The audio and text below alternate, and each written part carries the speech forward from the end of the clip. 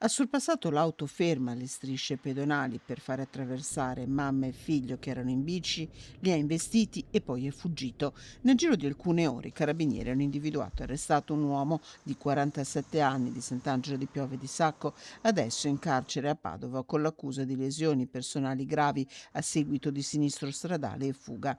Il tragico incidente verso le 21:30 di giovedì. La mamma, una donna di 40 anni di origini cinesi, era insieme al bambino di 7 anni diretta verso l'orto di famiglia in via Polo, strada di collegamento con la Piovese. Arrivati alle strisce pedonali, mamma e figlio stavano passando mentre un'auto era ferma, quando sono stati investiti dal veicolo in arrivo in sorpasso che non si era accorto della loro presenza. Subito soccorsi, le condizioni del bambino erano apparse molto gravi. Trasportato a Padova, è stato dichiarato fuori pericolo di vita solo in mattinata. In ospedale a Piove di Sacco è ricoverata anche la donna con alcune fratture.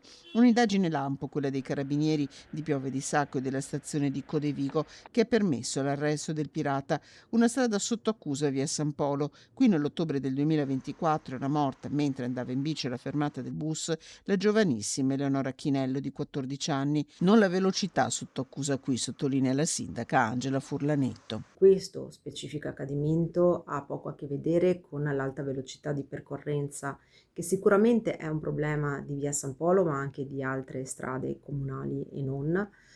In questo caso il problema è dovuto all'incoscienza di una persona, al fatto di un comportamento antisociale e di un comportamento di un soggetto che si è messo evidentemente alla guida in situazioni in uno stato inadeguato e che ha mantenuto una condotta di guida inadeguata. La sindaca sentirà in questi giorni la provincia per la sicurezza di questa arteria, cui sono già in cantiere degli interventi che riguardano proprio il tratto dove è stata investita Eleonora Chinello.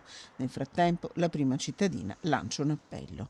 Quando guidiamo un'auto dobbiamo essere responsabili di quello che stiamo facendo, dobbiamo cercare di mantenere la concentrazione e di sapere che le strade hanno dei limiti di velocità, che sulle strade ci sono delle persone, ciclisti, pedoni e che tutti vanno tutelati